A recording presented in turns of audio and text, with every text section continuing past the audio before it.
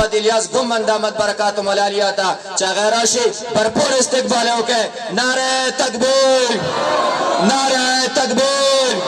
متکلم اسلام مولانا محمد الیاس گمن، متکلم اسلام مولانا محمد الیاس گمن۔ الحمد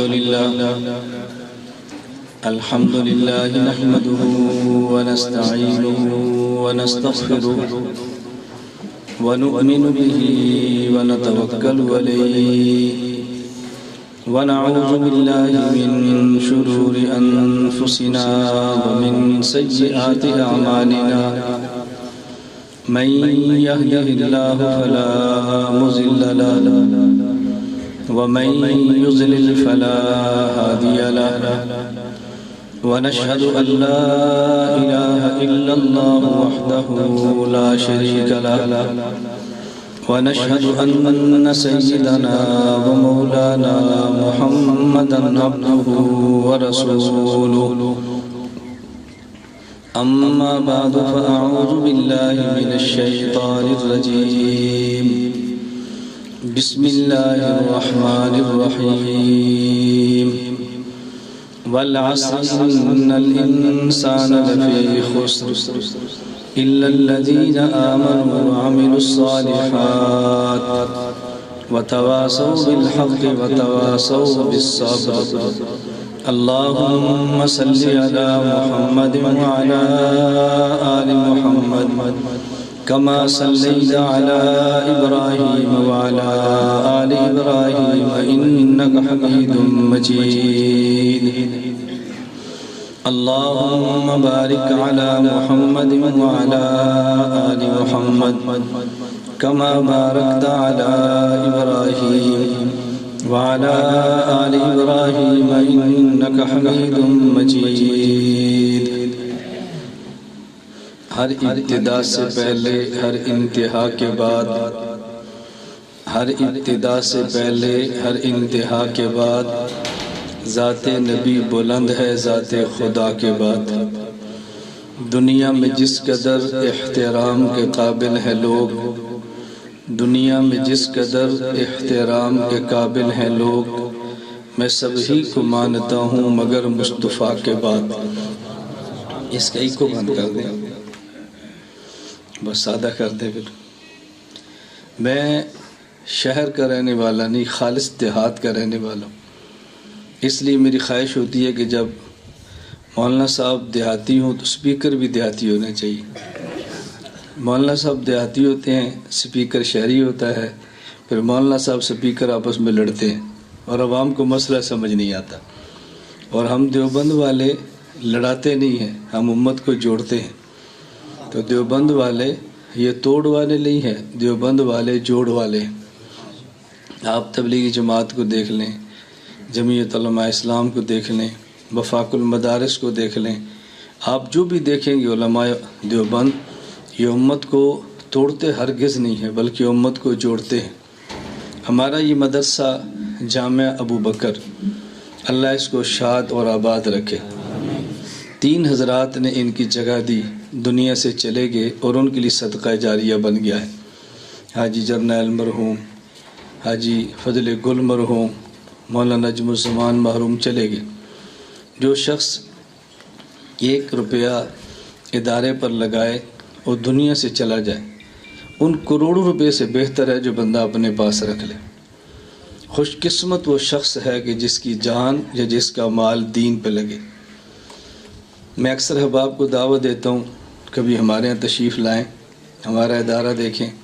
ہمارا ادارہ بالکل سرگودا سے لاہور جی ٹی روڈ کے اوپر ہے، اور ہم نے مین ادارے کو 3 ایکڑ جگہ روڈ کے اوپر دی ہے، اور کسی شخص سے ہم نے 1 انچ بھی زمین نہیں مانگی۔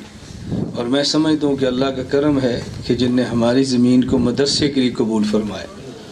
باقی زمین تو مٹی ہے، اس نے مٹی رہ جانا ہے، اور جو مٹی مدرسے پر لگ جائے گی اس نے سونے سے آگے نکل کے جنت کی زمین بن جانا ہے۔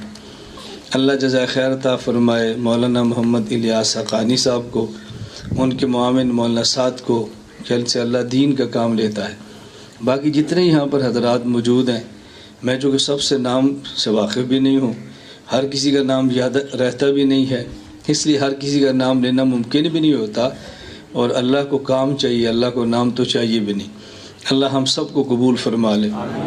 میں نے آپ کی خدمت میں قرآن کریم کی مختصر سی صورت تلاوت کی ہے، اور اس صورت میں اللہ رب العزت نے قسم اٹھا کر یہ بات سمجھائی ہے۔ اللہ قسم نہ اٹھاتے تو پھر بھی بات اللہ کی یقینی ہے۔ من اصدق من اللہ قیلا، اللہ سے سچا کون ہے؟ اللہ تو صداقت اور سچائی کے خالق ہیں، لیکن پھر بھی بسا اوقات کسی بات کو سمجھانے کے لیے اللہ رب العزت قسم اٹھاتے ہیں۔ اللہ نے قسم اٹھائی ہے والعصر، قسم ہے زمانے کی، قسم ہے وقت اور ٹائم کی، اللہ قسم اٹھا رہے ہیں۔ دنیا میں خالق کے علاوہ مخلوق کی قسم اٹھانا جائز نہیں ہے، لیکن یہ کبھی آپ کے ذہن میں سوال نہ آئے کہ جب مخلوق کی قسم اٹھانا جائز نہیں ہے، اللہ رب العزت نے زمانے کی قسم اٹھائی ہے اور قسم مخلوق کی اٹھانا جائز نہیں ہے، آپ کے ذہن میں یہ بات نہ آئے کہ مخلوق کی قسم اٹھانا جائز نہیں ہے تو اللہ کیوں اٹھاتے ہیں؟ یہ جائز اور ناجائز یہ خالق کے لیے نہیں ہے، یہ مخلوق کے لیے ہے۔ لا یسأل عما یفعل وہم یسألون، جو اللہ کریں اس سے کوئی نہیں پوچھ سکتا، جو مخلوق کرتی ہے اللہ اس سے پوچھیں گے۔ احکام کے پابند میں اور آپ ہیں، احکام کے پابند اللہ نہیں ہیں، اس لیے یہ سوال کبھی نہیں کرنا جب مخلوق کی قسم اٹھانا جائز نہیں ہے تو اللہ کیوں اٹھاتے؟ اللہ تو خالق ہیں، وہ پابند تھوڑے ہیں ہمارے۔ والعصر ان الانسان لفی خسر، اللہ قسم اٹھا کے فرما رہے ہیں کامیاب صرف وہ شخص ہوگا آمنو، جس شخص کا عقیدہ ٹھیک ہو۔ توجہ رکھنا، والعصر قسم ہے زمانے کی، ان الانسان لفی خسر، وہی انسان کامیاب ہوگا، الا الذین آمنوا، جس کا عقیدہ ٹھیک ہو، وعملوا الصالحات، اعمال سنت کے مطابق ہوں، وتواصوا بالحق، صحیح عقیدہ اور مسنون عمل کی دعوت دیتا ہو، وتواصوا بالصبر، اور اگر اس دعوت پر کوئی مشکل آ جائے تو خندہ پیشانی سے برداشت کرتا ہو۔ لیکن ان میں سب سے پہلی چیز آمنو، عقیدہ ہے۔ عقیدہ اگر درست ہے باقی اعمال اللہ قبول فرماتے ہیں، اگر عقیدہ درست نہ ہو باقی عمل اللہ ہرگز قبول نہیں فرماتے۔ دنیا میں سب سے مشکل ترین کام دو ہیں، نمبر 1 پیغمبر کی خاطر جیل کاٹنا، نمبر 2 پیغمبر کی خاطر خاندان کا سوشل بائیکاٹ برداشت کرنا۔ یہ دنیا میں سب سے مشکل کام ہے۔ آپ نماز پڑھ لیں گے، آپ روزہ رکھ لیں گے، آپ حج کر لیں گے، تبلیغ میں وقت لگا لیں گے، آپ سب کام کریں گے، لیکن اگر کسی مسئلے پر جیل جانا پڑا تو آپ کمپرومائز کریں گے، آسانیاں تلاش کریں گے، مسئلہ نہ بدل سکے تو بولنا چھوڑ دیں گے۔ یہ مشکل ترین کام ہے۔ آپ کی مسجد کا امام، آپ اسے تنخواہ بھی دیں گے، آپ اسے مکان بھی دیں گے، آپ اس سے جنازے نکاح بھی پڑھائیں گے، اور اگر کسی کیس میں جیل میں چلا گیا اور پھر آیا، آدھے مختری کہیں گے امام بدل لو، اس کی وجہ سے تو پولیس آتی ہے، مسئلہ کھڑا ہوتا ہے۔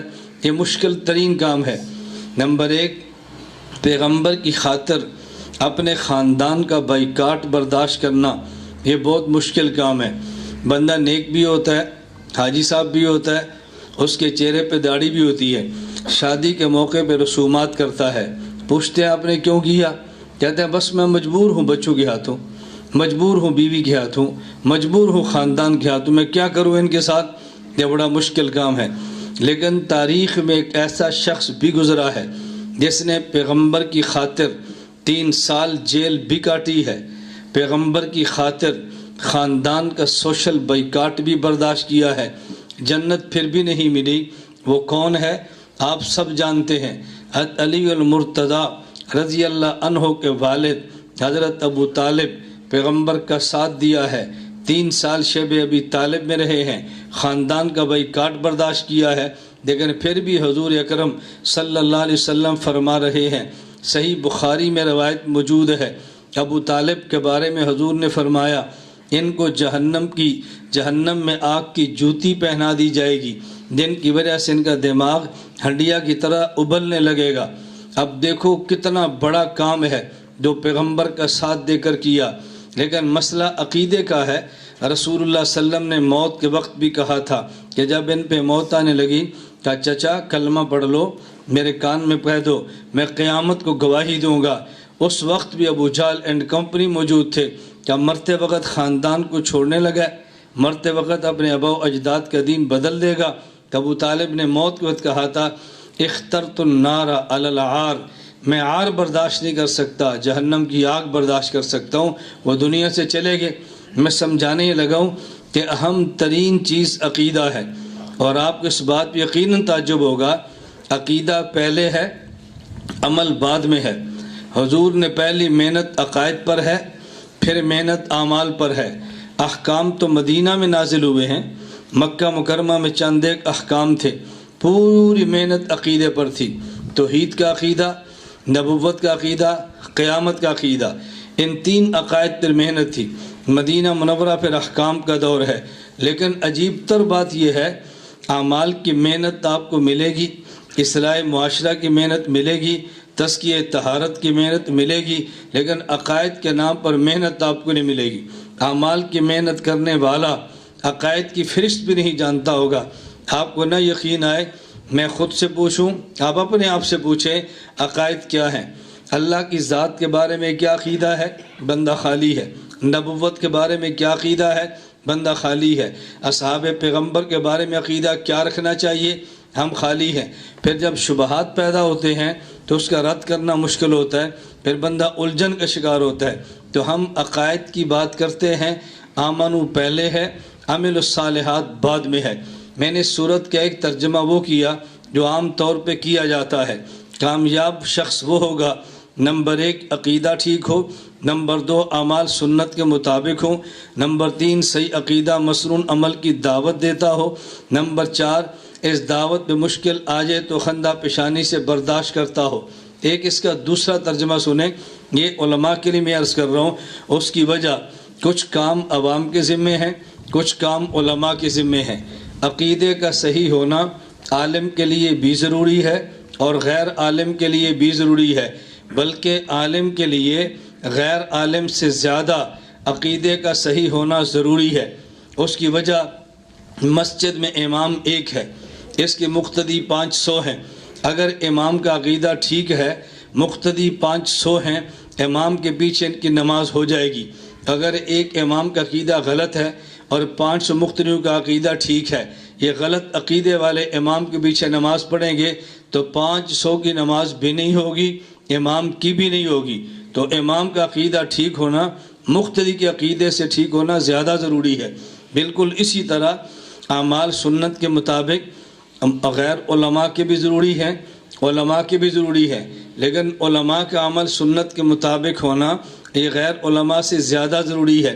اس کی وجہ اگر ایک انسان چہرے پہ داڑھی نہیں رکھتا یہ گناہ ہے، لیکن عالم اور داڑھی نہ رکھے یہ ڈبل گناہ ہے۔ یہ امت کا مقتدا ہے، امت کا رہنما ہے۔ اور یہ میں نہیں کہتا، مفتی محمد شفیع رحمۃ اللہ علیہ نے معارف القرآن میں لکھا ہے کہ عالم اگر نیک عمل کرے اس کو ثواب ڈبل ملتا ہے، اور اگر یہ گناہ کرے اس کو سزا بھی ڈبل ملتی ہے۔ اس پر ایک مستقل عنوان ہے اور دلائل ہے ہمارے۔ میں صرف عرض کر رہا ہوں عقیدہ غیر علماء کا ٹھیک ہونا بھی ضروری ہے، لیکن علماء کا عقیدہ غیر علماء سے زیادہ ٹھیک ہونا ضروری ہے۔ عمل شریعت کے مطابق ہونا غیر علماء کا بھی چاہیے، لیکن علماء کا عمل سنت کے مطابق ہونا زیادہ ضروری ہے۔ یہ دو کام تو ایسے ہیں جو علماء اور غیر علماء برابر ہیں۔ عقیدہ بھی ٹھیک کریں، اعمال بھی سنت کے مطابق رکھیں، لیکن دو چیزیں ایسی ہیں یہ غیر علماء کا کام نہیں ہے، یہ صرف علماء کا کام ہے۔ وہ کون سا؟ نمبر 1 عقیدہ ٹھیک ہونا چاہیے، لیکن عقیدے میں فساد آتا کیسے ہے، عقیدہ خراب ہوتا کیسے ہے، لوگ عقیدے کو تباہ کرتے کیسے ہیں۔ نمبر 2 اعمال سنت کے مطابق ہونی چاہیے، لیکن اعمال سنت کے مطابق کیوں نہیں ہوتے، اعمال میں کوتاہی کیسے آتی ہے، آدمی عمل میں کمزور کیوں ہوتا ہے۔ یہ دو وجہ اچھی طرح سمجھیں۔ عقیدے میں فساد آتا ہے، شبہات کی وجہ سے، اعمال میں فساد آتا ہے خواہشات کی وجہ سے۔ عقیدے میں فساد آتا ہے شبہات کی وجہ سے، اور اعمال میں فساد آتا ہے خواہشات کی وجہ سے۔ شبہے کا علاج کریں گے عقیدہ ٹھیک ہو جائے گا، خواہش کا علاج کریں گے عمل ٹھیک ہو جائے گا، اور شبہات کا علاج عوام نہیں کر سکتی، یہ علماء نے کرنا ہے۔ خواہشات کا علاج عوام نہیں کر سکتی، علماء نے کرنا ہے۔ اس لیے میں اب ترجمہ کرنے لگا ہوں کہ قسم ہے زمانے کی، کامیاب انسان وہ ہوگا، نمبر 1 آمنو، اس کا عقیدہ ٹھیک ہو، نمبر 2 عامل الصالحات، عمل سنت کے مطابق ہو، نمبر 3 تواصو بالحق، عقیدے میں جو شبہات آتے ہیں ان کا ازالہ کرتا ہو، نمبر 4 جو عمل میں فساد آتا ہے خواہشات کی وجہ سے اس کی اصلاح کرتا ہو، تواصو بالصبر۔ اگر کسی عالم کو شبہ ہو کہ یہ تو نے ترجمہ کہاں سے کیا ہے، یہ بات ذہن نشین فرما لیں، میں مسلک اہل سنت والجماعت احناف دیوبند کا ہرگز محقق نہیں ہوں، بلکہ میں مسلک اہل سنت والجماعت دیوبند کا ناقل ہوں۔ میں جو بات کروں آپ مجھ سے پوچھو یہ تو نے کیوں کی ہے، میں حوالہ دوں گا۔ یہ دوسرا ترجمہ جو میں نے کیا ہے معارف القرآن میں، مفتی محمد شفیع صاحب رحمۃ اللہ علیہ نے یہی تفسیر کی ہے جس کو میں ترجمے کے عنوان پہ پیش کر رہا ہوں۔ اس لیے ہمارے ذمہ ہے نمبر 1 عقیدہ ٹھیک کریں، اور عقیدے میں شبہ آئے تو عقیدے کا شبہات وہ رد کریں، اور یہ شبہات کا رد کرنا جو کہ کام مشکل ہے، اس لیے ہم نے مشکل کام اپنے ذمہ لیا ہے۔ تو جو مشکل کام نہیں کر سکتا، مشکل کام کرنے والے کا شکریہ ادا کرے، اس پہ الزام لگا کے مسترد نہ کر رہے یہ فرقہ واریت ہے، امت توڑ رہی ہے۔ امت ٹوٹ نہیں رہی، شبہات کے رد کرنے سے امت جڑتی ہے، امت ٹوٹتی نہیں ہے۔ شبہات پیدا ہوں گے امت ٹوٹ جائے گی، شبہات کا علاج ہوگا امت جڑ جائے گی۔ اب میں چند ایک عقیدے آپ کی خدمت میں پیش کرتا ہوں اور پھر شبہات کا رد بھی سمجھیں، اللہ میں یہ بات سمجھنے کی توفیق عطا فرمائے۔ نمبر 1 اللہ کی ذات کے بارے میں ہمارا عقیدہ کیا ہے، نمبر 2 پیغمبر کی ذات کے بارے میں ہمارا عقیدہ کیا ہے، اصحاب پیغمبر کی ذات کے بارے میں ہمارا عقیدہ کیا ہے۔ اب دیکھیے کتنا لمبا عنوان ہے یہ عقائد کا، پھر دلائل کا، پھر شبہات کے رد کا۔ اللہ میں بات سمجھنے کی توفیق عطا فرمائے۔ ہم اللہ کی ذات کے بارے میں یہ عقیدہ رکھتے ہیں، نمبر 1 اللہ ہمیشہ سے ہے، نمبر 1 اللہ بولو ہمیشہ سے ہے۔ اگر میں پورے مجمع سے پوچھوں کہ آپ کا عقیدہ ہے اللہ ہمیشہ سے ہے، اس پر قرآن کی آیت پڑھیں تو شاید آپ آیت نہ پڑھ سکیں۔ اگر آپ کہتے ہیں جی پڑھ سکتے ہیں تو کوئی بندہ کھڑا ہو کے آیت پڑھے اللہ ہمیشہ سے ہے، یہ ہماری دلیل ہے۔ کوئی بندہ آیت پڑھے، آپ اپنی کمزوری کا اندازہ کریں، میری آپ کا جھگڑا نہیں ہے، میں احساس دلا رہا ہوں عقائد کی محنت کتنی اہم ہے۔ اللہ کب سے ہے؟ کوئی آیت پڑھیں، ہمیشہ سے ہے۔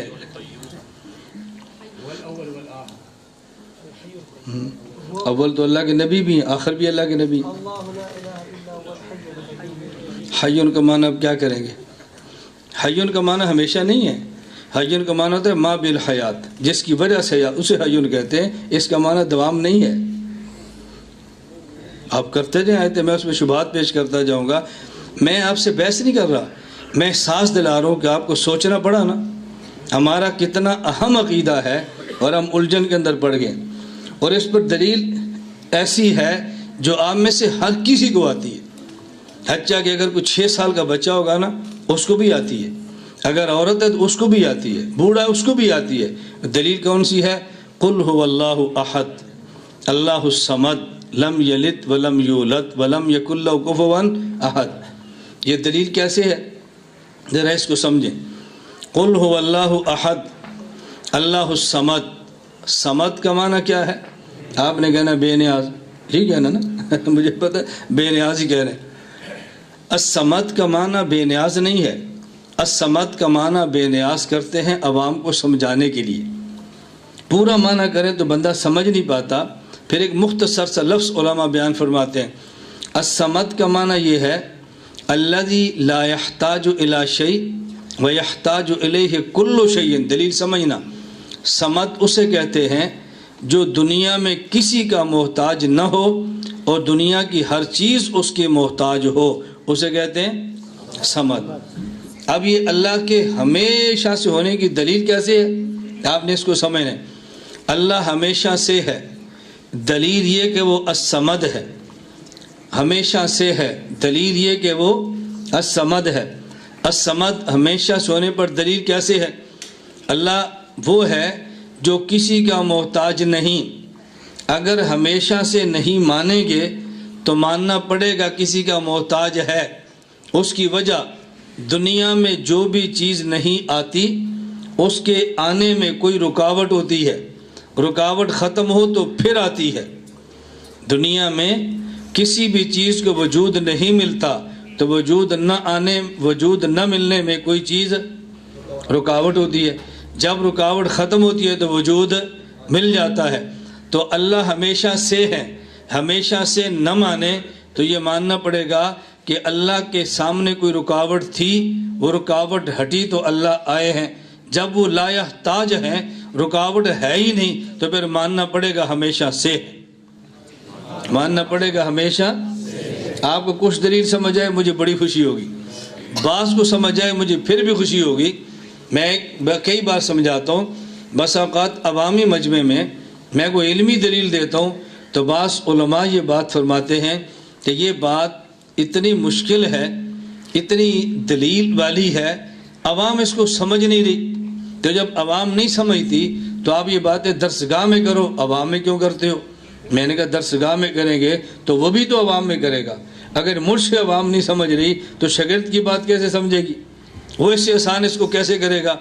अवाम को समझाएं, तवज्जो रखना।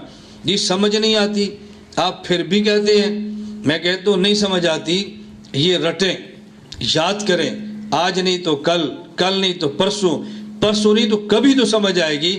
और अगर समझ न भी आ सकी ये गुमराह नहीं होंगे, ये कहेंगे दलील है मुझे याद नहीं है, कहेंगे ये नहीं दलील है लेकिन मुझे याद नहीं है, दलील है मैं समझा नहीं हूँ, लेकिन ये नहीं कहेंगे कि दलील नहीं है। मैं एक जुमला अर्ज किया करता हूँ, तवज्जो रखिए आप। मदरसे का फासिक तालिब इल्म, कम करो इसको, हूँ ख़त्म करो। मदरसे का फासिक तालिब इल्म कॉलेज के वली स्टूडेंट से अफसल है। मदरसे का बोलो, फासिक तालिब इल्म कॉलेज के वली स्टूडेंट से अफजल है। ये बात मौलवी कहेंगे, कॉलेज वाले नहीं कहेंगे, वो समझते हमारे खिलाफ है, तुम्हारे खिलाफ नहीं जा रही। पहले बात समझना। मुझे एक बंदा कहते जी क्यों, मैंने कहा वजह ये है, मैं आपसे पूछता हूँ, अगर इस पाकिस्तान में कोई बंदा शिया हो, वो मौलवी होता है या गैर मौलवी होते हैं? मौलवी होते हैं शिया। कोई बंदा मिर्ज़ाई होता है, मौलवी होते हैं गैर मौलवी होते हैं? कोई बंदा गैर मुक़ल्लिद और अहले हदीस होता है, वो कौन होते हैं? मौलवी नहीं होते, वो हो जाते हैं। मदरसे का तालिब इल्म नहीं होता, कॉलेज का लड़का हो जाता है। आप कॉलेज के लड़के से पूछो तुम यूँ रफ़ा दैन करते हो? कहा जी नहीं करता। दलील आती है? कहते जी नहीं। फिर उसको गैर मुक़ल्लिद दलील देता है, इसका जवाब आता है? कहा जी नहीं। तो फिर क्यों नहीं करते? वो रफ़ा दैन शुरू करता है, अहले हदीस बन जाता है। तवज्जो रखना। यही अगर किसी मदरसे के तालिब इल्म को कहे तुम नमाज में रफ़ा दैन क्यों नहीं करते, दलील आती है? कहते नहीं। मैं दलील लेता हूँ, जवाब दो, कहते जवाब भी नहीं है। तो फिर तो रफ़ा दैन क्यों नहीं करता? अब देखो वो शुरू कर देता है और ये नहीं करता। क्यों? कॉलेज का लड़का अपना मसलक बदल देता है, वो समझता है कि हमारे मसलक पर हमारे पास दलील नहीं है और इसकी दलील का जवाब नहीं है। मदरसे के लड़के को दलील भी नहीं आती, मुखालिफ के दलील का जवाब भी नहीं आता, वो फिर भी नहीं बदलता। पूछो तू क्यों नहीं बदलता? वो कहता है मैं मदरसे पढ़ता हूँ, उस्ताद जी ने दलील दी है, मुझे याद नहीं है। समझ आई? मुझे दलील दी है, याद नहीं है, मैंने लिखी नहीं है, मैं निकम्मा हूँ। कॉलेज का लड़का समझता है कि हमारे मसलक पर दलील ही नहीं है, मदरसे का लड़का समझता है दलील है लेकिन मुझे याद नहीं है। ये नहीं बदलता, वो बदल जाता है। तो मैं अफसर किसे कहूँ? जो नहीं बदलता है, जिसके बदलने के चांस मौजूद है। کالج کے لڑکے کی داڑھی بھی ہوگی، پگڑی بھی ہوگی، نیک بھی ہوگا، 4 ماہ بھی لگائے ہوں گے، لیکن بدلنے کے چانسز کے ساتھ چلے گے۔ میں جانتا ہوں کتنے سال والے بدلے ہیں، میں جانتا ہوں کتنے 4 ماہ والے بدلے ہیں، میں جانتا ہوں، اس لیے ہمیں ٹینشن ہوتی ہے۔ لیکن آپ کی سعادت یہ ہے کہ یہ مدرسہ اس نے بنایا جو بدلا پھر واپس آیا۔ تم نہیں سمجھے؟ اب سمجھ آ گئی؟ یہ وظیفہ ان کی ہے جو بدلے تھے پھر واپس آئے ہیں۔ اور کل ہم صبح میں نے جمعے کا خطبہ شہر میں دیا، یہ بھی وہی تھے جو بدلے تھے، مسجد بنائی تھی پھر واپس آئے۔ اب دیکھو ریورس گیئر لگ گیا ہے نا، ریورس گیئر لگ گیا۔ جب محنت ہوگی نا، تبلیغ والے کہتے ہیں برف کوئٹہ گرتی ہے، ٹھنڈی ہوائیں کراچی چلتی ہے۔ یہ محنت ہم یہاں ایک گاؤں میں کریں گے، اللہ کی قسم اس کے نتیجے انگلینڈ اور امریکہ میں نظر آئیں گے۔ یہ محنت کے نتائج اللہ دیتے ہیں۔ میں سے کہہ رہا ہوں دلیل نہ بھی سمجھ آئے تو الجھنا نہیں ہے، بس دلائل سنتے رہو۔ حکیم الامت حضرت تھانوی رحمۃ اللہ علیہ نے ایک بار بیان فرمایا، بیان اتنا مشکل تھا عام بندے کو سمجھ نہیں آیا۔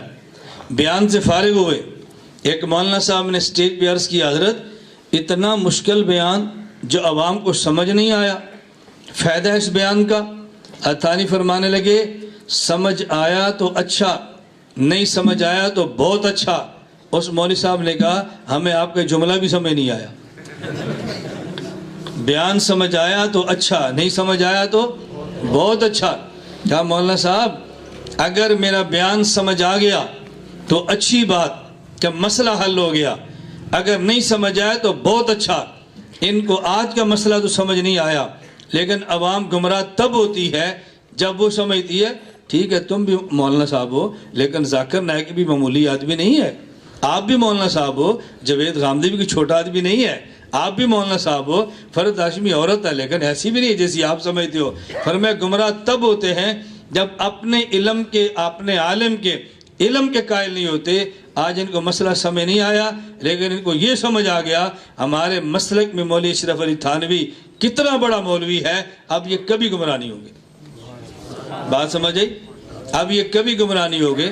میں کراچی گیا تو مجھے میرے میزبان بھی تھے، میرے مرید بھی تھے، انہوں نے کہا جی ہمارا بچہ ہے 5.5 سال 6 سال کا، یہ کراچی اسکول میں گیا، استاد وہاں ٹیچر غیر مقلد تھا، اس نے اس لڑکے سے کہا کہ ہاتھ یہاں باندھو نماز کے لیے۔ اس بچے نے کہا میں کوئی عورت ہوں یہاں ہاتھ باندھو؟ دیکھو بات چل پڑی ہے نا، چھوٹے چھوٹے بچوں کا ذہن بن گیا۔ تو پھر اس نے کہا تمہارے پاس کوئی دلیل ہے کہ ہاتھ یہاں باندھو؟ اس نے کہا میرے پاس دلیل نہیں ہے لیکن ہمارا وکیل تگڑا ہے۔ اس نے کہا تمہارا وکیل کون ہے؟ کہا گھمن صاحب۔ اس ٹیچر کو سمجھ آئی کہ بچوں کا ذہن بن رہا ہے، بچوں کا۔ میں اسے کہتا ہوں مجھے اس سے غرض نہیں ہے، وقتی طور پہ نہ سمجھ آئے۔ میں ایک مدرسے میں گیا، حفظ کا مدرسہ تھا، مجھے قاری صاحب نے فرمایا کہ ان بچوں کو تھوڑی سی واز کر دو۔ میں نے آدھا گھنٹہ بچوں میں بیان کیا اللہ کہاں پر ہے، عین اللہ، اللہ کہاں پر ہے۔ اب یہ عام بندہ آسانی سمجھتا، بچے کیسے سمجھیں گے؟ بیان ہو گیا۔ قاری صاحب نے کہا جب بچے اٹھ کے چلے گئے تو قاری صاحب فرمانے لگے آپ نے اتنا مشکل بیان کیا جو بچے سمجھے ہی نہیں۔ میں نے کہا ان کو واپس بلاؤ۔ قاری صاحب بہت خوش ہوئے کہ میری نصیحت پر اس کا اثر ہوا ہے، بہت اچھی بات، واپس آئے۔ جب بچے واپس آ کے بیٹھے تو میں نے کہا اس بچوں کے تو کھڑا ہو جا، کتنا پڑھا ہے؟ کہا جی 22 پارے ہو گئے۔ میں نے کہا سورہ یاسین کا پہلا رکوع پڑھو، اس نے پڑھا۔ میں نے کہا ترجمہ کرو، مجھے نہیں آتا۔ میں نے کہا اس کی تفسیر کرو، اس کو تفسیر کا پتہ نہیں ہوتی کیا ہے۔ میں نے کہا اچھا جاؤ، بچے صاحب چلے گئے۔ میں نے قاری صاحب سے پوچھا جب یہ بچہ قرآن سمجھتا نہیں ہے آپ پڑھاتے کیوں ہیں؟ سمجھ آئی؟ یا اب یہ بچے قرآن نہیں سمجھتے کیوں پڑھاتے ہو؟ کہتے ہیں چھوٹے چھوٹے بچے ہیں، آج قرآن رٹ لیں بڑے ہو کے سمجھ جائیں گے۔ میں نے کہا چھوٹے چھوٹے بچے ہیں، آج عقیدہ رٹ لیں بڑے ہو کے سمجھ جائیں گے۔ تم 3 سال یہ نہیں سمجھتے پڑھاتے ہو، میں کبھی اعتراض نہیں کرتا، اور میرے آدھے گھنٹے پر تم نے اعتراض کر دیا، پھر کہتے ہو مولانا صاحب بہت متشدد ہیں۔ متشدد تو ہے یا میں ہوں؟ تمہارے 3 گھنٹے پر ہم نہیں بولتے، ہمارے آدھے گھنٹے پر تم بول پڑے ہو اور کہتے ہو جو مولانا صاحب بہت اعتراض کرتے ہیں۔ ہم اعتراض کرتے ہیں لیکن ہر جگہ پہ نہیں، سوچ سمجھ کے کرتے ہیں۔ تو اللہ کب سے ہے؟ بولو کب سے ہے؟ دلیل اللہ صمد۔ بس یہ دلیل یاد رکھ لو، نہ سمجھے پھر کبھی یہاں کورس کرو پھر یاد رکھو۔ نمبر 2، کوئی پوچھے اللہ کہاں پر ہیں تو ہمارا دعویٰ ہر جگہ پر ہیں۔ اللہ کہاں پر ہے؟ بولو کہاں پر ہیں؟ ہر جگہ پر ہیں۔ قرآن کریم میں ہے بللہ المشرق والمغرب فینما تولوا فثم وجہ اللہ، مشرق بھی اللہ کا، مغرب بھی اللہ کا، تم جدھر منہ کرو ادھر ہی اللہ ہے۔ وَإِذَا سَأَلَكَ عِبَادِي عَنِّي فَإِنِّي قَرِيبٌ، یہ پوچھے میرے بارے میں فَإِنِّي قَرِيبٌ، انہیں کہنا میں ان کے قریب ہوں، میرے علم کے بارے میں نہیں، میرے بارے میں انہیں کہنا میں قریب ہوں، میری قدرت کے بارے میں نہیں، میرے بارے میں انہیں کہنا میں قریب ہوں، میرے وصف کے بارے میں نہیں، ذات کے بارے میں انہیں کہنا میں قریب ہوں۔ یہ جو میں درمیان جملے کہہ رہا ہوں یہ مولوی سمجھتے ہیں میں نے تو جملے کیوں کہے۔ جب پوچھے میرے بارے میں تو کیا کہنا ہے، میں کدھر ہوں؟ بولو کدھر ہوں؟ کتنا قریب؟ وَنَحْنُ أَقْرَبُ إِلَيْهِ مِنْ حَبْلِ الْوَرِيدِ، تمہاری شارک سے بھی زیادہ قریب۔ کہاں پر ہوں؟ وَهُوَ اللَّهُ فِي السَّمَاوَاتِ وَفِي الْأَرْضِ، آسمان میں بھی ہوں زمین میں بھی ہوں، ہر جگہ پر ہوں۔ مَا يَكُونُ مِن نَجْوَى ثَلَاثَةٍ إِلَّا هُوَ رَابِعُهُمْ وَلَا خَمْسَةٍ إِلَّا هُوَ سادسہم ولا ادنا من ذالک ولا اکثر الا ہوا، تم تین ہو تو چوتھا، پانچ ہو تو چھٹا، کم ہو یا زیادہ میں تمہارے ساتھ ہوں۔ تو اللہ کہاں پر ہے؟ ہر جگہ پر ہے۔ دیکھو نا ہمارے عقائد ہیں، ان عقائد پر دلائل ہیں، پھر اس پر شبہات شروع ہوتے ہیں، ان شبہات کا رد کرو۔ اب ایک بندہ کہنے لگا اگر اللہ ہر جگہ پر ہے تو اللہ نے رسول اکرم صلی اللہ علیہ وسلم کو معراج کی رات گفتگو کرنے کے لیے عرش پہ کیوں بلایا؟ مکہ میں بات کرتے، عرش پہ بلا کر بات کرنا اس بات کی دلیل ہے اللہ عرش پر ہے۔ میں نے کہا تمہیں کوئی بندہ کہے گا اللہ کہاں پر ہے؟ تم نے کہا فرش پر ہے، وہ کہے گا نہیں کوہ طور پر ہے۔ دلیل کیا ہے؟ جب حضرت موسیٰ علیہ السلام سے بات کرنی ہوتی اللہ طور پر بلاتے، اگر عرش پر ہے تو کوہ طور پر بلا کر بات کس نے کی ہے؟ میں نے کہا تیسرا بندہ کہے گا نہیں بھئی اللہ تو نشیرہ کی فلاں مسجد میں ہے۔ دلیل کیا ہے؟ جب ہم نے اللہ سے بات کرنی ہے، نماز پڑھتے ہیں، نماز پڑھنی ہے، مسجد میں جاتے ہیں۔ آپ مجھے ایمان کے ساتھ ایک بات بتاؤ، اگر کسی بندے سے آپ کوئی بندہ بول رہا ہے اور اس کے سامنے کوئی بھی نہیں ہے، آپ اسے پاگل کہتے ہو عقل مند کہتے ہو؟ ہم اللہ سے بات کر رہے ہیں، اللہ ہے ہی نہیں، اللہ ہر جگہ پر۔ میں نے کہا تم جواب کیا دو گے؟ تمہارے پاس جواب نہیں ہے، لیکن بات یاد رکھ لو اللہ ہر جگہ پر ہے۔ کس بندے سے بات کہاں کرنی ہے، بندے کی حیثیت کے مطابق جگہ کا انتخاب ہوتا ہے۔ اگر مجھ آپ جیسا بندہ ہو انتخاب مسجد کا ہے، بندہ موسیٰ کلیم جیسا ہو انتخاب طور سینا کا ہے، بندہ محمد حبیب جیسا ہو انتخاب عرش معلی کا ہے صلی اللہ علیہ وسلم۔ لیکن ہے کہاں پر؟ بولو۔ ایک مولوی صاحب کہنے لگے ہر جگہ پر ہے، تو اللہ نے عرش پہ اپنے حبیب کو بلایا اور بلا کر کہا ادنو منی یا محمد، اے محمد میرے قریب ہو جا۔ اللہ عرش پر ہے تبھی تو کہہ رہے ہیں میرے قریب ہو جا، میرے قریب ہو جا۔ ہر جگہ پر ہے تو پھر کیوں کہا عرش پہ بلا کے میرے قریب ہو جا؟ میں نے کہا تم نے حدیث پڑھی ہے، دیوبند والے قرآن بھی پڑھتے ہیں، قرآن کریم میں ہے اسجد، تم سجدہ کرو، یہ حکم مجھے اور آپ کے ہے۔ سجدے کا معنی وضع الجبہۃ علی الارض، اپنی پیشانی زمین پہ لگا دو۔ اللہ زمین پہ پیشانی لگا کے ہم سجدہ کیوں کریں؟ فرمائے اقترب، میرے قریب ہو جا۔ اپنے پیغمبر کو عرش پہ بلا کے فرمائے ادنو، میرے قریب ہو جا۔ ہمیں زمین پہ پیشانی لگوا کر اقترب، میرے قریب ہو جا۔ محمد صلی اللہ علیہ وسلم کی شان کے لائق عرش تھا، انہیں عرش پہ بلا کے ادنو کہا ہے۔ ہماری حیثیت کے مطابق فرش تھا، ہمارا فرش پہ پیشانی لگوا کے ہمیں اقترب کہا ہے۔ پتہ چلا فرش پر بھی ہے عرش پر بھی ہے، فرش پر بھی ہے عرش پر بھی ہے۔ ہم اللہ کی ذات کے بارے میں ہمارا بڑا واضح سا عقیدہ ہے، اللہ کہاں پر ہے؟ ہر جگہ پر ہے۔ کوئی بندہ تمہیں شبے میں نہ ڈالے جی اللہ عرش پر ہے، جی ہر جگہ پر ہے۔ ہم نے کہا ہر جگہ پر ہے، یہ لوگ تمہیں کہیں گے کہ ہر جگہ پر ہے، کیا بیت الخلاء میں بھی ہے؟ الیاذ باللہ۔ کیا ٹائلٹ میں بھی ہے؟ الیاذ باللہ۔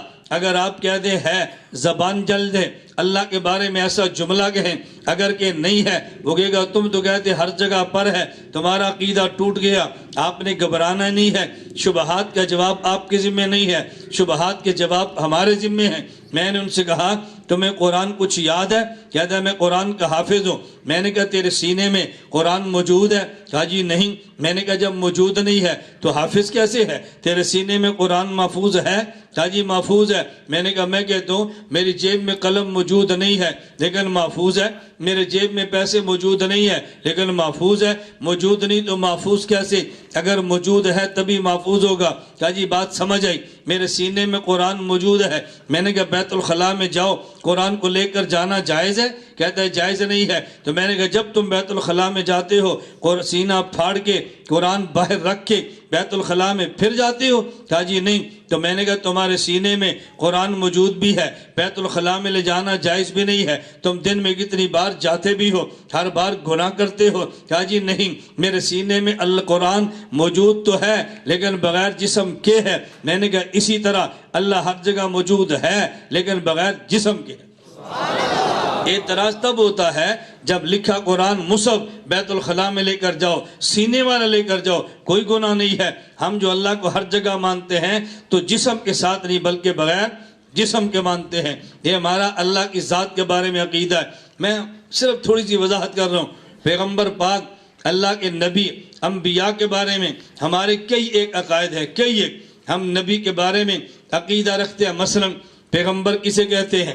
نمبر 1 انسان ہو، نمبر 2 مبعوث من اللہ، اللہ کی طرف سے اس پر وحی آئے، نمبر 3 معصوم من الخطا، گناہوں سے پاک ہو، نمبر 4 مفروض الاتباع، اس کی ہر بات ماننا فرض ہو۔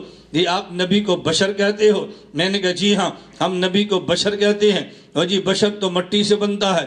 میں نے کہا جی مٹی سے بنتا ہے، مٹی تو پاک بھی ہوتی ہے، مٹی ناپاک بھی ہوتی ہے، تم نے نبی کو بشر مانا، بشر مٹی سے ہوتا ہے، یہ تو پیغمبر کی توہین ہے۔ میں نے کہا توہین نہیں ہے، ہم پیغمبر کو بشر مانتے ہیں، مٹی سے مانتے ہیں، لیکن یہ بات یاد رکھنا ایک مٹی وہ ہے جو زمین والی ہے، ایک مٹی وہ ہے جو جنت والی ہے۔ پیغمبر بشر ہے، اس مٹی سے بنا جو جنت والی ہے، امتی بشر ہے، اس مٹی سے بنا جو زمین والی ہے۔ جو زمین والی مٹی اور جنت والی مٹی میں فرق ہے وہ نبی اور امتی میں فرق ہے۔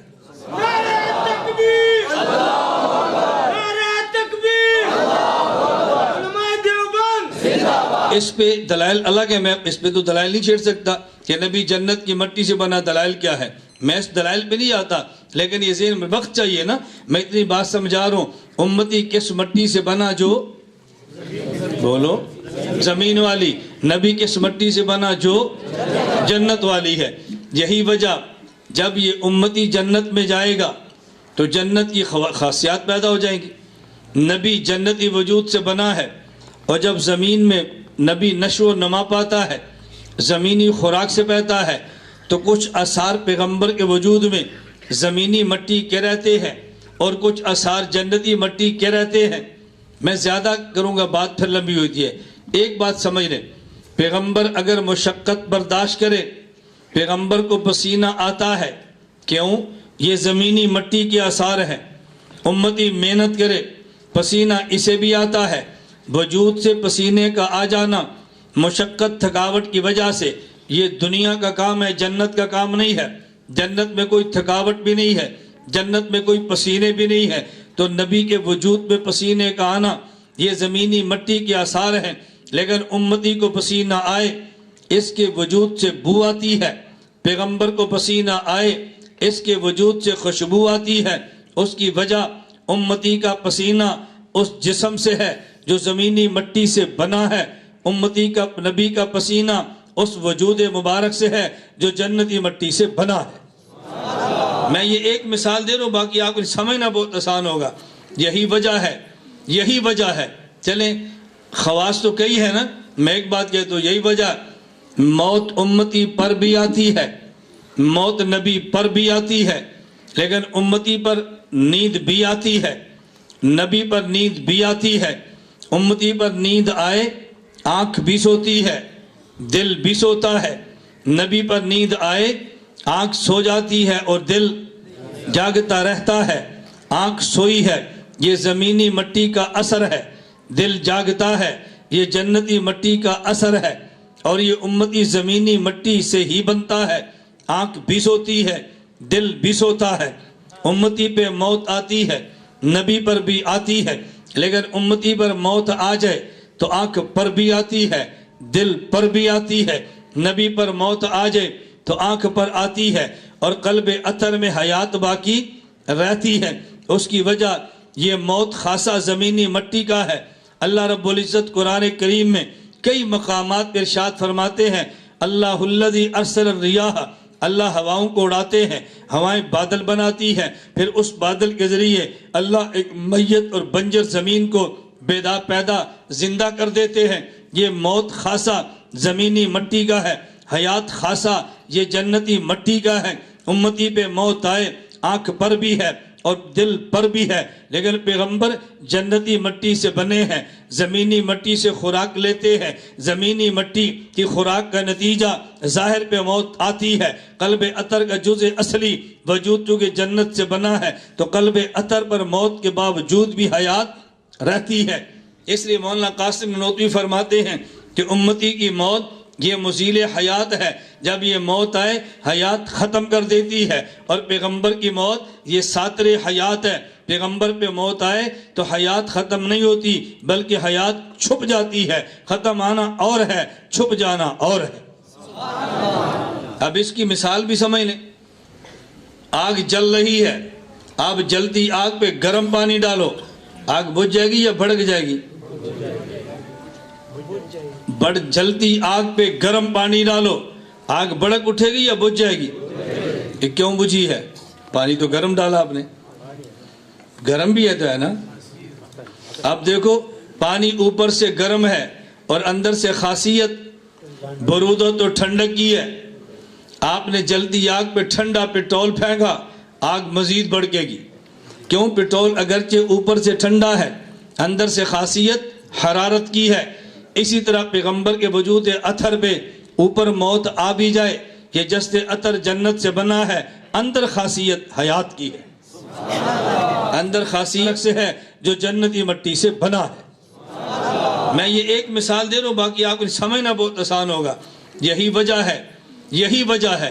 چلیں خواص تو کئی ہے نا، میں ایک بات کہتا ہوں، یہی وجہ موت امتی پر بھی آتی ہے، موت نبی پر بھی آتی ہے، لیکن امتی پر نیند بھی آتی ہے، نبی پر نیند بھی آتی ہے۔ امتی پر نیند آئے آنکھ بھی سوتی ہے، دل بھی سوتا ہے، نبی پر نیند آئے آنکھ سو جاتی ہے اور دل جاگتا رہتا ہے۔ آنکھ سوئی ہے، یہ زمینی مٹی کا اثر ہے، دل جاگتا ہے، یہ جنتی مٹی کا اثر ہے، اور یہ امتی زمینی مٹی سے ہی بنتا ہے۔ آنکھ بھی سوتی ہے، دل بھی سوتا ہے، امتی پہ موت آتی ہے، نبی پر بھی آتی ہے، لیکن امتی پر موت آ جائے تو آنکھ پر بھی آتی ہے، دل پر بھی آتی ہے، نبی پر موت آ جائے تو آنکھ پر آتی ہے، اور قلب اطہر میں حیات باقی رہتی ہے۔ اس کی وجہ یہ موت خاصہ زمینی مٹی کا ہے۔ اللہ رب العزت قرآن کریم میں کئی مقامات پر ارشاد فرماتے ہیں، اللہ الذی ارسل الریاح، اللہ ہواؤں کو اڑاتے ہیں، ہوائیں بادل بناتی ہیں، پھر اس بادل کے ذریعے اللہ ایک میت اور بنجر زمین کو پیدا زندہ کر دیتے ہیں۔ یہ موت خاصہ زمینی مٹی کا ہے، حیات خاصہ یہ جنتی مٹی کا ہے۔ امتی پہ موت آئے آنکھ پر بھی ہے اور دل پر بھی ہے، لیکن پیغمبر جنتی مٹی سے بنے ہیں، زمینی مٹی سے خوراک لیتے ہیں، زمینی مٹی کی خوراک کا نتیجہ ظاہر پہ موت آتی ہے۔ قلب اطہر کا جزء اصلی وجود چونکہ جنت سے بنا ہے تو قلب اطہر پر موت کے باوجود بھی حیات رہتی ہے۔ اس لیے مولانا قاسم نانوتوی فرماتے ہیں کہ امتی کی موت یہ مزیل حیات ہے، جب یہ موت آئے حیات ختم کر دیتی ہے، اور پیغمبر کی موت یہ ساتر حیات ہے۔ پیغمبر پہ موت آئے تو حیات ختم نہیں ہوتی بلکہ حیات چھپ جاتی ہے۔ ختم آنا اور ہے، چھپ جانا اور ہے۔ اب اس کی مثال بھی سمجھ لیں، آگ جل رہی ہے، آپ جلتی آگ پہ گرم پانی ڈالو، آگ بجھ جائے گی یا بھڑک جائے گی؟ جلتی آگ پہ گرم پانی ڈالو، آگ بھڑک اٹھے گی یا بجھ جائے گی؟ یہ کیوں بجھی ہے؟ پانی تو گرم ڈالا آپ نے، گرم بھی ہے تو ہے نا۔ اب دیکھو پانی اوپر سے گرم ہے اور اندر سے خاصیت برودت اور ٹھنڈک کی ہے۔ آپ نے جلدی آگ پہ ٹھنڈا پٹرول پھینکا، آگ مزید بڑھے گی۔ کیوں؟ پٹرول اگرچہ اوپر سے ٹھنڈا ہے، اندر سے خاصیت حرارت کی ہے۔ اسی طرح پیغمبر کے وجود اطہر پہ اوپر موت آ بھی جائے، یہ جسد عطر جنت سے بنا ہے، اندر خاصیت حیات کی ہے، اندر خاصیت حیات کی ہے۔ میں صرف بتا رہا تھا پیغمبر کے بارے میں۔ ہمارا عقیدہ ہے نبی معصوم ہوتا ہے، ہمارا عقیدہ ہے نبی معصوم ہوتا ہے۔ ایک بندہ کہتا ہے جی معصوم تو نہیں ہوتا، ہماری دلیل؟ میں نے کہا دلیل ہمارے پاس تو دلائل ہیں، پیغمبر معصوم ہوتا ہے۔ ایک عام سی دلیل سمجھنا، اللہ نبی کو دو چیزوں سے بناتے ہیں۔ نمبر ایک، انسان کو دو چیزوں سے بناتے ہیں۔ نمبر ایک زمینی مٹی، نمبر دو آسمانی روح۔ اس انسان کو خوراک چاہیے چونکہ مٹی سے بنا ہے، خوراک بھی مٹی سے۔ اگر بیمار ہو جائے دوا چاہیے، مٹی سے بنا ہے، دوا بھی مٹی سے۔ اگر اس کا روح بیمار ہو جائے تو دوا چاہیے، اور روح آسمان سے تو غذا بھی آسمان سے۔ اور روح کو خوراک چاہیے، روح آسمان سے تو غذا بھی آسمان سے۔ توجہ رکھنا، اگر اس کا مٹی سے بنا بدن بیمار ہو جائے، اس کو طبیب چاہیے، اس کے طبیب کو ڈاکٹر اور حکیم کہتے ہیں۔ اگر روح بیمار ہو جائے اسے طبیب چاہیے، روح کے طبیب کو نبی اور رسول کہتے ہیں۔ اور جو شخص جس مرض کا معالج ہو، اس مرض میں مبتلا ہونا یہ اس شخص کا عیب ہے۔ ڈاکٹر جس مرض کا علاج کرتا ہے اسی مرض میں خود مبتلا ہو، یہ اس کا عیب ہے۔ پیغمبر امراض روحانیہ کا علاج کرتے ہیں، امراض روحانیہ کا نام گناہ ہے۔ نبی گناہ کا علاج بھی کرے، گناہ بھی کرے، یہ پیغمبر کا عیب ہے، اس لیے اللہ پیغمبر کو گناہوں سے پاک رکھتے ہیں۔ نبی معصوم ہوتا ہے، نبی معصوم ہوتا ہے۔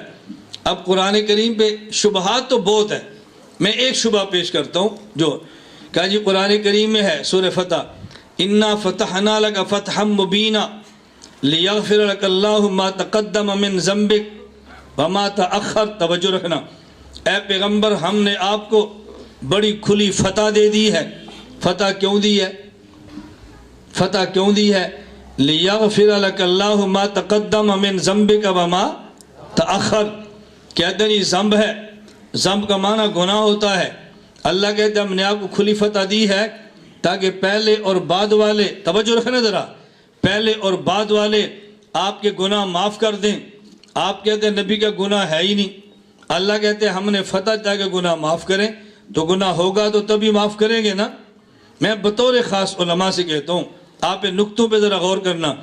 اگر آپ یہ ترجمہ کرتے ہیں کہ ہم نے فتح دی تاکہ گناہ معاف کریں، میرا سوال یہ ہے گناہ کے معاف کرنے کا فتح سے کیا تعلق ہے؟ فتح سے کیا تعلق ہے؟ ہم نے آپ کو فتح دی ہے تاکہ جس مکہ سے نکالے گئے تھے وہاں واپس آؤ، بات سمجھ آتی ہے۔ ہم نے آپ کو فتح دی ہے ظلم کا بدلہ لو، بات سمجھ آتی ہے۔ ہم نے آپ کو فتح دی ہے شریعت کو نافذ کرو، بات سمجھ آتی ہے۔ ہم نے آپ کو فتح دی ہے خلافت کا نظام قائم کرو، بات سمجھ آتی ہے۔ ہم نے آپ کو فتح دی ہے کفر و شرک کو مکہ سے مٹا دو، بات سمجھ آتی ہے۔ ہم نے آپ کو فتح دی ہے تاکہ آپ کا گناہ معاف کریں۔ بھئی فتح سے گناہ معاف ہوتے ہیں یا توبہ سے گناہ معاف ہوتے ہیں؟ تو پھر یہ کہنا چاہیے نا ہم نے آپ کو توبہ کی توفیق دی تاکہ آپ کے گناہ معاف ہو جائیں۔ اس کا کیا مطلب کہ ہم نے آپ کو فتح دی ہے تاکہ آپ کے گناہ معاف کر دیں؟ گناہ کی معافی کا فتح سے کیا تعلق ہے؟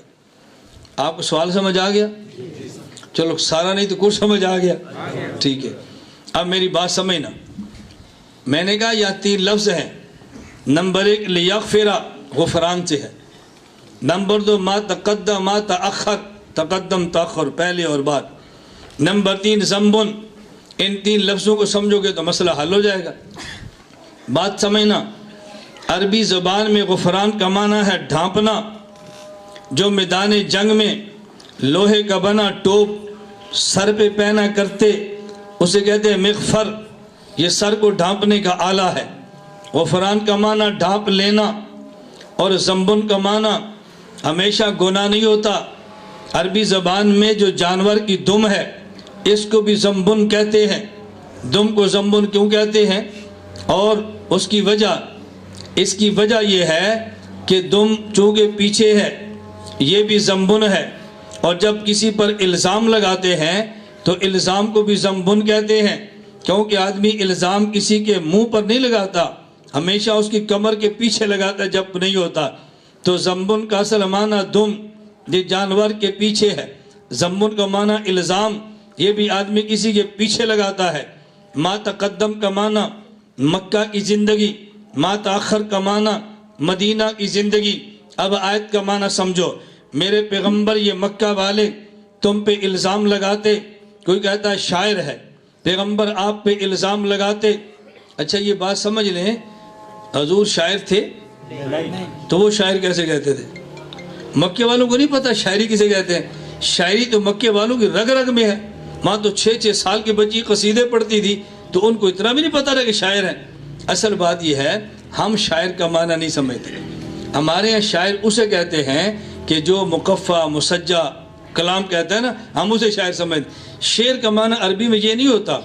عربی میں شعر کا معنی ہوتا ہے خیالی چیز. کیا معنی ہوتا ہے؟ اس لیے اساتذہ سمجھتے ہیں منطق میں جو فرضی اور غلط دلیل ہوں کیسے دلائل شعریہ ہیں، یعنی فرضی اور غلط دلیل ہے، یہ دلائل شعریہ ہیں. عربی زبان میں شعر کہتے ہیں خیالی باتوں، وہ کہتے ہیں خیالی پلاؤ پکاتا ہے، یہ شاعر ہے. شاعر کا معنی وہ نہیں جو ہم سمجھتے ہیں، وگرنہ تو شاعر کا الزام ہی نہیں بنتا. رسول صلی اللہ علیہ وسلم شعر پڑھتے ہی نہیں ہیں، وہ کیسے کہتے ہیں کہ آپ شاعر ہیں؟ تو شعر کا معنی کیا ہوتا ہے؟ خیالی باتیں، فرضی باتیں جن کا حقیقت سے کوئی تعلق نہ ہو. یہ کہتا ہے جی مر جائیں گے تو اٹھ جائیں گے تو حوض ہوگا، سب خیالی فرضی باتیں، یہ شاعر ہے. اب بات سمجھئے آپ، میں سمجھا رہا تھا کسی نے الزام لگایا یہ شاعر ہے، کسی نے الزام لگایا ساحر یہ جادوگر ہے، کسی نے الزام لگایا یہ مفتری الیاذ باللہ جھوٹ بولتا ہے، کسی نے الزام لگایا اس کو لیڈرشپ کا شوق ہے. بات توجہ سمجھنا، لوگ الزام اس پہ لگاتے ہیں جس کی عظمت دل میں نہیں ہوتی. الزام اس پہ لگاتے ہیں جسے بڑا نہیں سمجھتے. الزام اس پہ لگاتے ہیں جس کی دل میں عقیدت نہیں ہوتی، اس پر الزام لگاتے ہیں. کسی کو بڑا سمجھ لیں، کسی کو بڑا مان لیں، دل میں عقیدت آ جائے، الزام کوئی نہیں لگاتا. اللہ فرماتا ہے میرے پیغمبر ہم نے آپ کو فتح دے دی ہے.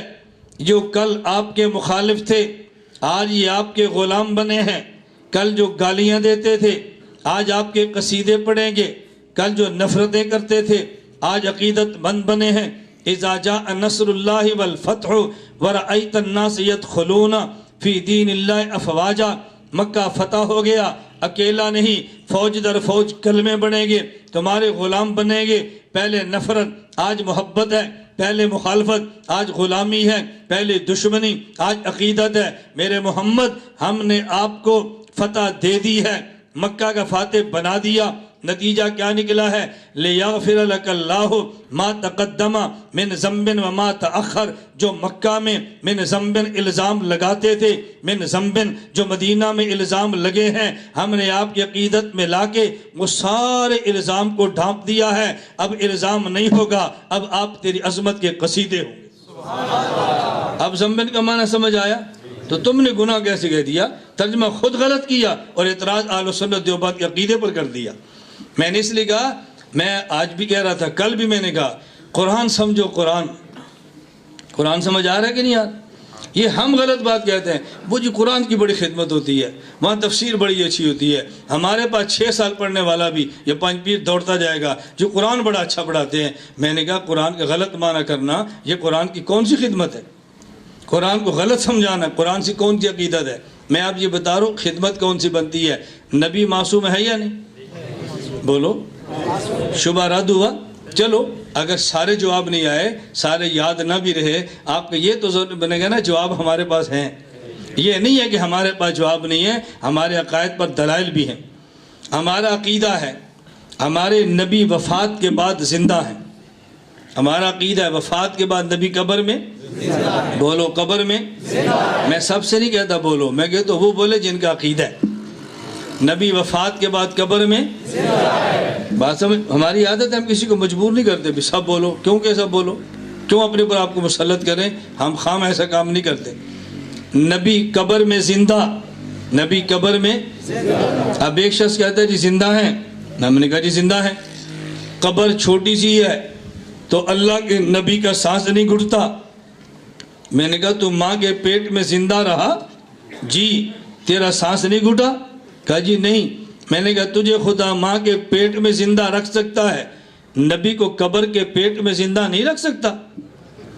توجہ رکھنا. اللہ کے نبی زندہ ہیں. ہم نے کہا جی ہاں. او جی عمر کتنی ہے؟ کہا جی 63 سال.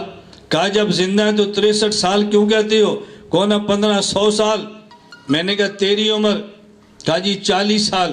میں نے کہا ماں کے پیٹ میں کتنے ماہ زندہ رہا؟ کہا جی 5 ماہ. تو میں نے کہا 40 سال نہ کہنا، 40 اور 5 ماہ کہے. نہیں جی ماں کی قبر میں زندہ تو ہوتا ہے، اس کو عمر میں شمار نہیں کرتے. میں نے کہا قبر میں زندہ تو ہوتا ہے، اس کو عمر میں شمار نہیں کرتے. اس کو عمر میں شمار نہیں. نبی پاک قبر میں نماز پڑھتے ہیں. میں نے کہا پڑھتے ہیں. پڑھتے ہیں تو پھر وضو کہاں کرتے ہیں؟ کو آیت حدیث پیش کرو. میں نے کہا جب اللہ کے نبی قبر میں دفن کیے گئے صحابہ نے غسل دیا تھا؟ کہا جی ہاں. میں نے کہا غسل سے وضو ہو جاتا ہے؟ کہتے ہیں جی ہاں. میں نے کہا وضو کہاں ٹوٹا تو بتا دے، کہاں کرتے ہیں میں بتا دیتا ہوں. ٹوٹنا ثابت تو کر دے، کرنا ہم بتا دیتے ہیں. بات سمجھ آ رہی؟ اب دیکھو یہ عقائد کے شبہات ہیں جو مسلسل پیش ہوتے ہیں. اللہ کے نبی قبر میں زندہ اور نماز بھی، بولیے نماز بھی. معراج کی رات ہمارے پیغمبر امام بنے ہیں. توجہ رکھنا. باقی سارے نبی مقتدی بنے ہیں. مجھے کہتے جو پیغمبر آئے تھے یہ نبی تھے؟ میں نے کہا جی نبی تھے. تو تم تو کہتے ہو نبی قبروں میں زندہ ہیں، قبروں میں نماز پڑھتے ہیں. اگر نبی قبروں میں ہیں تو حضور کے پیچھے بیت المقدس میں کون تھے؟ اگر یہ نبی تھے تو بتائیں قبروں میں کون تھے؟ میں نے کہا تو کہاں رہتا ہے؟ مجھے کہتا ہے جی اٹک. میں نے کہا کہاں پڑھتا ہے؟ کہا جی پنڈی. میں نے کہا جھوٹ کیوں بولتا ہے؟ رہتا اٹک میں ہے، پڑھتا پنڈی میں ہے. کہا جی رہتا اٹک میں ہوں، پڑھنے کے لیے پنڈی آتا ہوں. میں نے کہا وہ رہتے قبروں میں ہیں، حضور کے پیچھے نماز کے لیے بیت المقدس آئے تھے. میں صرف بتا رہا ہوں کہ ہمارے عقائد پر دلائل بھی ہیں اور ہمارے عقائد پر شبہات کا رد بھی ہے. یہ مت کہنا کہ ہمارے عقائد پر دلائل نہیں ہے یا شبہات کا جواب نہیں ہے. کچھ قصور ہمارا ہے، ہم نے بیان نہیں کیا. کچھ قصور آپ کا ہے، آپ نے سنا نہیں ہے. ہم اپنے اپنے قصور کو ختم کر دیں، ہم بیان کرنا شروع کر دیں، آپ سننا شروع کر دیں تو عقائد کی اصلاح ہو جائے گی نا. اللہ ہم سب کے عقائد کی اصلاح فرما دے. بس ہماری آپ سے آخری، یہ تو عقائد بہت ہے، میں نے صرف اشارہ کیا ہے نا کہ عقائد ہیں پھر دلائل ہیں.